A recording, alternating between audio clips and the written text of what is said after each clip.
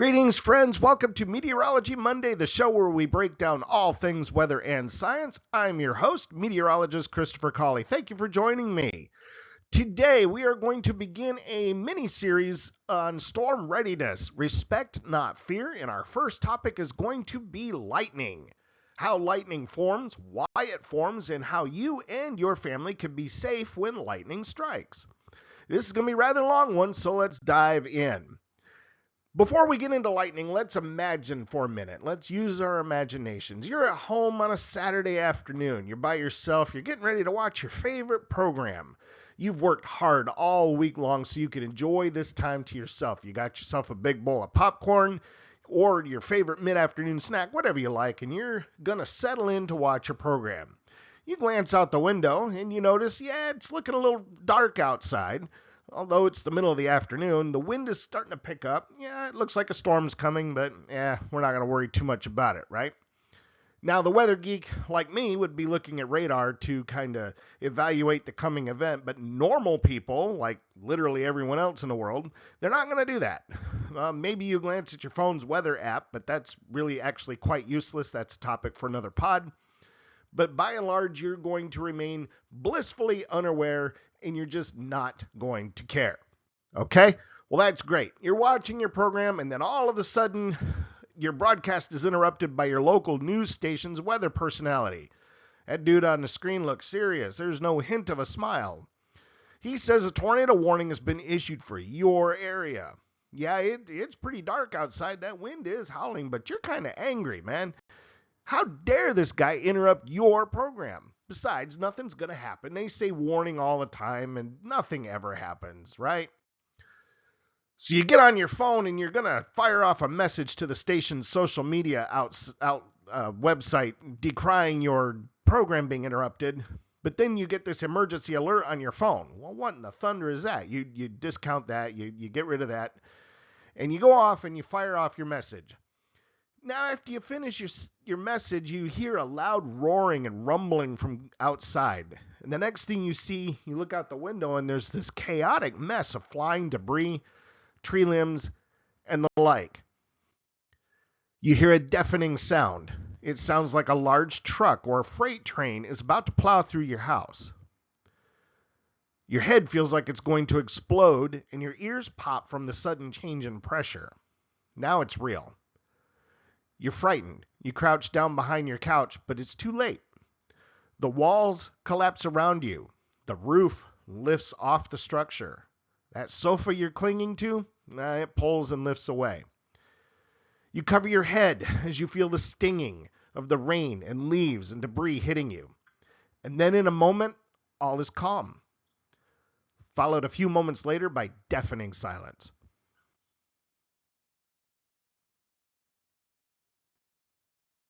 You uncover your head and you open your eyes and witness an apocalyptic scene. Your surroundings are unrecognizable as you are no longer in your living room. You're outdoors. There are no doors. There's nothing but widespread destruction. The trees are down. Your vehicle, it's not there. Your neighbor's vehicle is on the other side of the street, turned upside down. There's a random piano in the middle of what used to be someone's carport. Boards and branches are embedded into the stumps of what used to be fully grown and healthy trees. You walk around. You're disoriented. It used to be your street. Other people are also walking around kind of in numb disbelief as to what just occurred.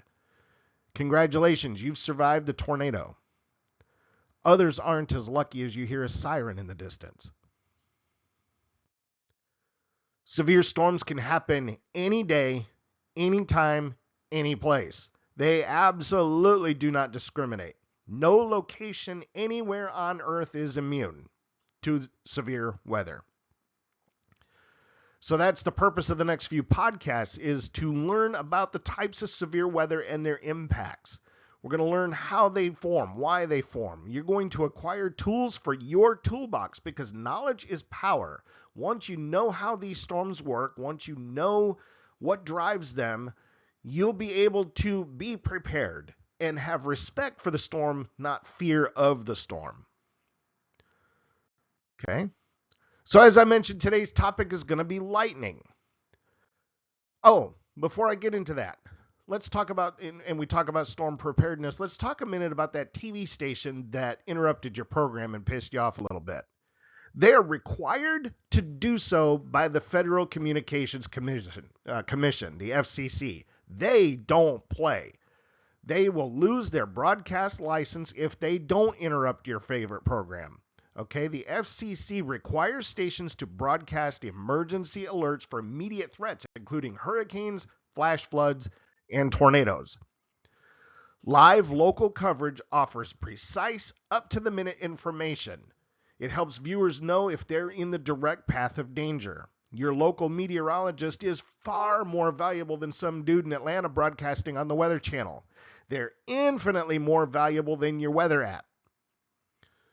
Interruptions include both audio and visual components such as crawls or the meteorologist explanation to assist viewers who are deaf, hard of hearing, or blind. Local stations prioritize the safety of their audience, often utilizing tools like the double box so you can have your little program on one side of the screen and then you have the weather person on the other side of the screen. Because heaven forbid you miss that 96-yard return for a touchdown while someone else's world is coming to an end. So while you may curse the person on TV for interrupting your program, he or she is providing life-saving information for someone else in the direct path of that storm. It's a case of we're not even remotely sorry that your program got interrupted. As I mentioned, storms can happen at any time in any location, day or night. Typically, most severe thunderstorms occur in the mid to late afternoon through the evening hours. Most severe weather occurs in the clash of seasons between the dying winter and the warmth of spring and early summer. But that's not necessarily the case all the time. Again, anytime, any day, anywhere. You see this map on this slide. These are severe weather reports from just the year 2025, and it's a preliminary summary. Okay? 1,559 tornado reports, 17,097 severe wind reports, and 5,430 severe hail reports just in 2025. Severe weather can and does happen, and you need to be prepared for it. All right, for real, lightning. Okay? Let's get at it. All thunderstorms produce lightning. Otherwise, it wouldn't be a thunderstorm. Okay? Now, this is going to be a little bit of a word salad here, but the National Weather Service defines lightning as, quote, a giant rapid electrical discharge in the atmosphere or between the atmosphere and the ground, occurring when air breaks down as an insulator between opposite charges. Again, that was a bit of a word salad there. It's a visible discharge, light, produced by thunderstorms that can occur within clouds, between clouds, or between the cloud and the ground. So again, all thunderstorms produce lightning. This slide here is from Encyclopedia Britannica, and it shows the separation of charges within a cloud and on the ground. A cloud-to-ground lightning discharge consists of one or more leaders that connect a channel or a path, and we're going to talk about this more in depth here in a minute, followed by a bright return stroke. A single bolt of lightning can be over 5 miles long and can carry over 100 million volts of electricity. Boom! Lightning is one of the oldest natural phenomena on Earth. It can be seen in volcanic eruptions, in extremely intense forest fires, surface nuclear detonations, and during intense snowstorms. Here in this slide is an old photograph of a lightning flash. We have lightning, this is from National Geographic. We have lightning in a volcanic eruption. We have lightning in a forest fire. Lightning observed during a nuclear blast. If you're witnessing this kind of lightning, well, you've got other things that you need to worry about because, things are about to turn sideways. And then, of course, we have thunder snow, which gets everybody excited when it occurs. All right, lightning causes thunder. Not the other way around. If you hear thunder, the lightning has already occurred. A lot of people think that thunder comes first, thunder and lightning. Energy from a lightning channel heats the air briefly to about 50,000 degrees Fahrenheit. That's hotter than the surface of the sun. This causes the air to explode outward. Okay, it's a pressure wave. This huge pressure in the initial outward shock wave decreases rapidly with increasing distance, and within 10 yards or so, this pressure becomes small enough to be perceived as the sound that we call thunder. So theoretically, if you were standing within 10 yards of a lightning strike, you wouldn't hear anything at all other than a crack, and you'd be knocked unconscious, but that's another story. Most, if not all, lightning flashes produced by storms start inside the cloud. This picture is a famous one. You would see it if you took the Skywarn presentation of a tree being struck by lightning. If a lightning flash is going to strike the ground, a channel develops downward towards the surface. When this channel gets less than about 100 yards from the ground, objects like trees, bushes, buildings, people start sending up sparks to meet it. Some of you might have seen, on the internet pictures of people with their hair standing straight on end. That's actually a person becoming a target for a lightning strike. That's not a good thing. If you're outdoors and your hair starts to stand up on end in a storm, be somewhere else. Anyways, when one of the sparks connects the downward developing channel, a huge electrical current rapidly surges down the channel to the object that produced the spark. Tall objects, again, such as trees and skyscrapers, they're going to be struck much more often than surrounding ground areas. And that's, a fact. But that doesn't mean that will always be the case. Mountains also make good targets, by the way. Lightning can strike the ground in an open field, even if there's a tree line close by. You can get lightning that strikes the putting green on a golf course. But there's trees right there. Okay? It happens. Cloud to ground flashes. We have two ways that flashes could strike the ground. We have naturally downward, those that are caused because of normal electrification in the atmosphere. And we have artificial lightning that can be triggered upward. Artificially initiated lightning is associated with things like very tall structures, rockets, towers. Triggered lightning starts at the ground, or, I will put air quotes around ground. That could mean the top of a tower, like a cell phone tower or radio tower of some kind, and then travels upward into a cloud. Natural lightning starts at the cloud and travels towards the ground. Now, I know you're looking at the image here and saying, but wait, Chris, right, bear with me here. Upward triggered lightning usually occurs in response to natural lightning flash, but on rare occasions it can be self-triggered during winter storms. Now, the light that you see from a flash is the upward return stroke. We talked about the path, the channel that forms from the cloud to the ground or the cloud to whatever object. That flash, if you were to slow it down, and there's videos on YouTube, you can look it up, where you can see the return stroke actually going upward from the ground. It happens so instantly, your eyes can't perceive that. Lightning can also be triggered by aircraft flying through a strong electrical field. If the plane is below the cloud, then a CG, cloud to ground, flash can occur. As you can see here, a couple planes being struck by lightning. Planes are indeed struck by lightning mid-flight, but everyone on board is kept safe because of the aluminum shell of the airplane. Lightning strikes at the initial point, usually either the wings or the nose tip. The electricity flows through the body of the plane and then exits the final point, which is usually the tail, and then surges down to the ground as a CG lightning strike. Okay, and everybody on board the plane is kept safe. I've never been on a plane that's been struck by lightning. Maybe if you have or know someone you have, you can comment down below and explain what it's like.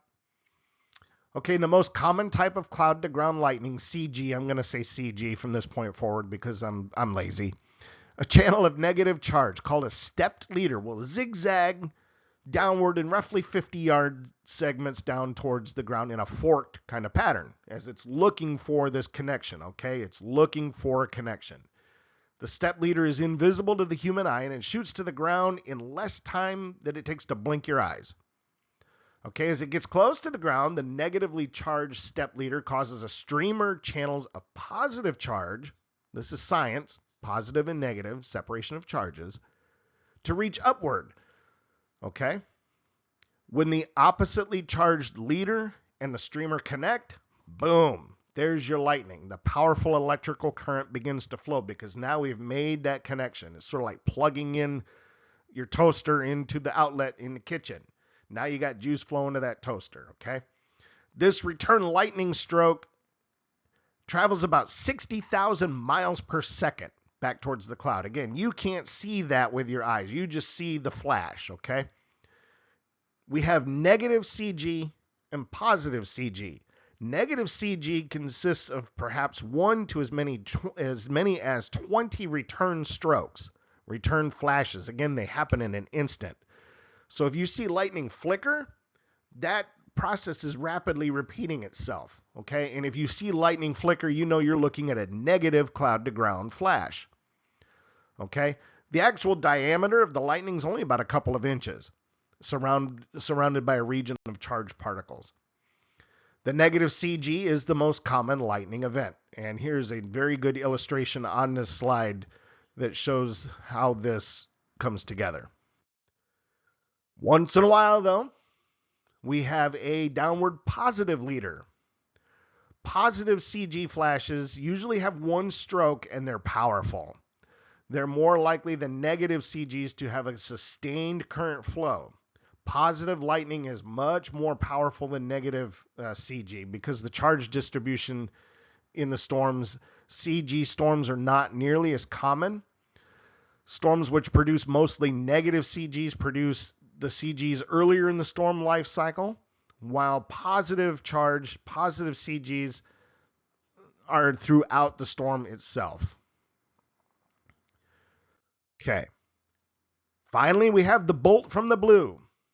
This is a CG which starts inside the cloud, goes out the side of the storm, as you see in the illustration, then travels horizontally away from the cloud before going to the ground. It's sort of taking a detour. A bolt from the blue can strike the ground at a spot with blue sky overhead. That's why it's called a bolt from the blue. So even a storm that's 5 miles away, 6 miles away, that still can be dangerous. And that's why forecasters and scientists say if you can hear the thunder, you need to go somewhere safe. You, again, looking up, it's blue sky, but I hear thunder. Well, you need to take shelter. There are many flashes which don't reach the ground. We have intra-cloud. We have cloud to air, cloud to cloud. Okay. We have what's called sheet lightning, which is really intra-cloud, cloud to cloud, or inside the cloud. And you don't see the actual bolts, but it just looks like a sheet of luminosity. The image that you see there is spider lightning. Heat lightning. We've all heard that term. Bless it. There is no such thing as heat lightning. Let me say that for those in the back of the room not paying attention. There is no such thing as heat lightning. What you are seeing is lightning from a distant thunderstorm, usually 25, 30, 40 miles away. It's so far away that you can't hear the thunder from that flash. And what you see is you're looking up at a clear night sky and you might see this kind of reddish flash. That's what people call heat lightning. No. But that's just the scattering of blue light, and what you're seeing again is lightning that is too far away for the thunder to be heard. Lightning, again, we talked about this just a moment ago, cloud to cloud, spider lightning, that long horizontally traveling flashes that goes from one cloud to another. Spider lightning is often linked to positive cloud to ground flashes. Large thunderstorms are capable of producing other kinds of electrical phenomena, I'll get it out, called transient luminous events, TLEs. These occur high in the atmosphere. I've never seen one personally. I would love to experience it. They're rarely observed visually. They're not understood by most scientists. But they're called red sprites, blue jets, and elves. And in the interest of time on this, we're going to skip those details for now. You can look those up anytime you want to. Wikipedia and Google are your friends. All right, we're getting there, I promise. How is lightning detected? We do have lightning detection systems, your apps. Okay, They might say lightning detected within 6 miles or whatever. Cloud to ground and intra-cloud lightning flashes are detected and mapped in real time by two different lightning networks in the United States. There's just two. National Lightning Detection Network, a system owned and operated by Visalia Inc., and the Earth Network Total Lightning Network. These two systems work by detecting radio waves emitted by fast electrical impulse, or electrical currents rather, from lightning channels. Okay, so it's basically a radio shot. A stroke can be fast current within the cloud or return stroke in a channel to the ground. CG, cloud to ground strokes, have a longer current, so that makes a stronger radio signal. If you have an old AM radio and there's a thunderstorm nearby, turn on the radio. You don't need to even pick any station, just any generic station, and you can usually hear the pop and crackle on that AM radio. I don't know if there's too many out there left, but if you have one, try it the next time there's a storm nearby, and you'll hear that pop and that crackle every time there's a lightning flash. Okay? Now, to detect lightning, there are many sources of radio noise. There's your regular radio that you listen to. There's ham radio, CB radio, and all of it. Cell phone is a radio signal. So these systems have to first identify which bursts are likely to be caused by lightning. Radio signals are detected by multiple stations and are used to determine the location of the stroke, by a time of arrival technique. This is not an exact science. There's still errors within the system, but it's getting better as technology improves. You can go to a website called lightningmaps.org, and you can look at lightning in pretty close to real time, and I have that on the screen here. Lightning forecasting. Forecasters can and do forecast the likelihood of intense lightning activity, but it's impossible to forecast individual strikes. It can't be done. Okay, the technology is not there. I don't think it ever will be there. Our understanding of cloud electrification is still incomplete. It's not an exact science. We know some of the ingredients, if there's ice in the cloud, to create that static electricity and that separation of charges. So, we're working on it. This is a work in progress. Some modeling, such as the HRRR, which we'll talk about weather modeling in another podcast, is able to predict, heavy air quotes on predict, as you can see on the screen here, where it can predict areas where lightning is likely to occur. But again, this is far from an exact science. It's just sort of more for informational purposes. Okay, I'm going to take those little reds with a grain of salt, but in this general area, there could be some lightning. Staying safe. We turn to the storm readiness part, staying safe. There is no safe place outdoors. Okay? There is no safe place outdoors when thunderstorms are in the area. I'm preaching at the choir here a little bit because I like to photograph lightning. It's a hobby. It's dangerous. If you hear thunder, you are likely within striking distance of the parent storm. Many people wait far too long to get to a safe place when the thunderstorm approaches. Okay, let's say you're out and you absolutely can't get to safety. You're stuck, okay? Well, you can slightly lessen your threat of being struck by following the following tips. Don't kid yourself, you're not safe. Avoid open fields. Being out in the middle of a football field, probably not the best place. You want to avoid the top of a hill or a ridge top. Stay away from tall, isolated trees or other tall objects, okay? If you're in a forest, okay, well, there's lots of trees. Try to stay closer to a lower stand of trees. You're still not in a safe place at all. If you're with a group of people, you better spread out, okay? So if there is a lightning strike, you lessen the chances of the current traveling between group members. If you're camping in an open area, set up camp in a valley, a low area, or ravine. But remember, a tent offers zero protection from lightning. Stay away from water, wet items such as ropes, and metal objects such as fences and poles. Now, the water and metal don't attract the lightning, but they are amazing conductors of electricity. Okay?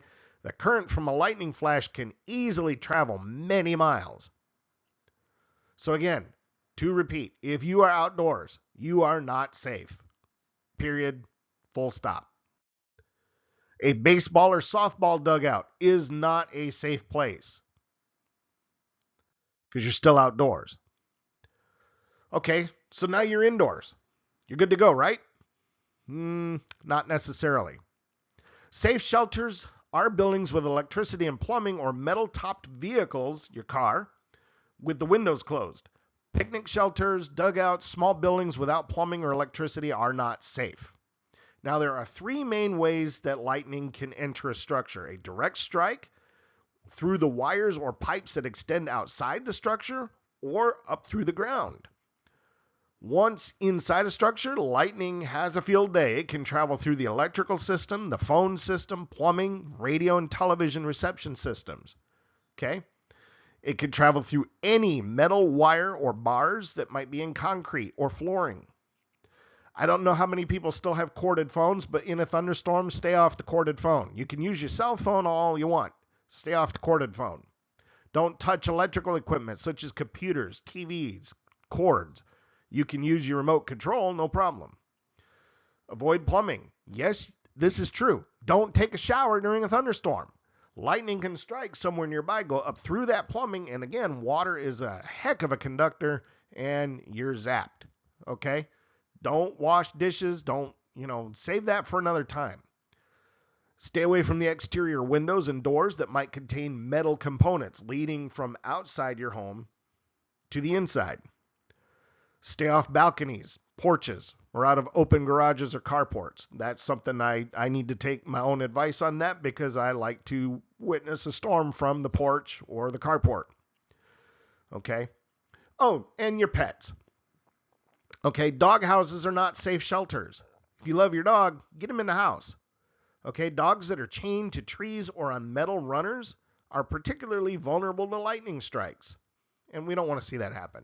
So get your house, get your pet inside as well.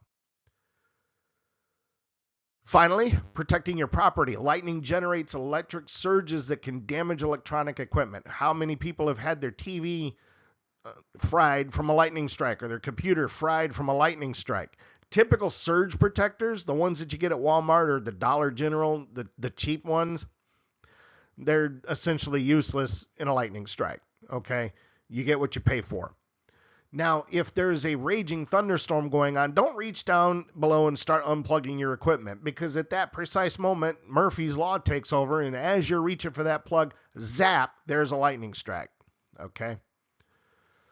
So, lightning can cause power surges like we see in this graphic here, potential ground potential rise.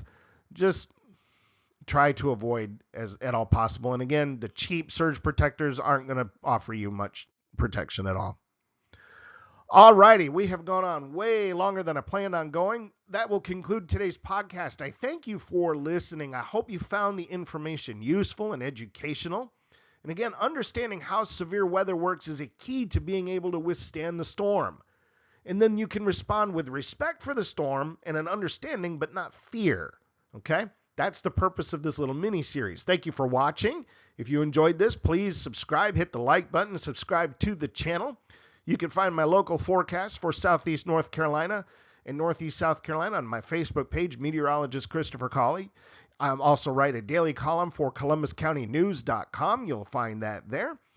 And I record radio spots for various different radio stations throughout North Carolina. Our next podcast will continue this mini-series on severe weather readiness, and we're going to talk about severe thunderstorms in general. All right? So then, until then, thank you for watching, and take care.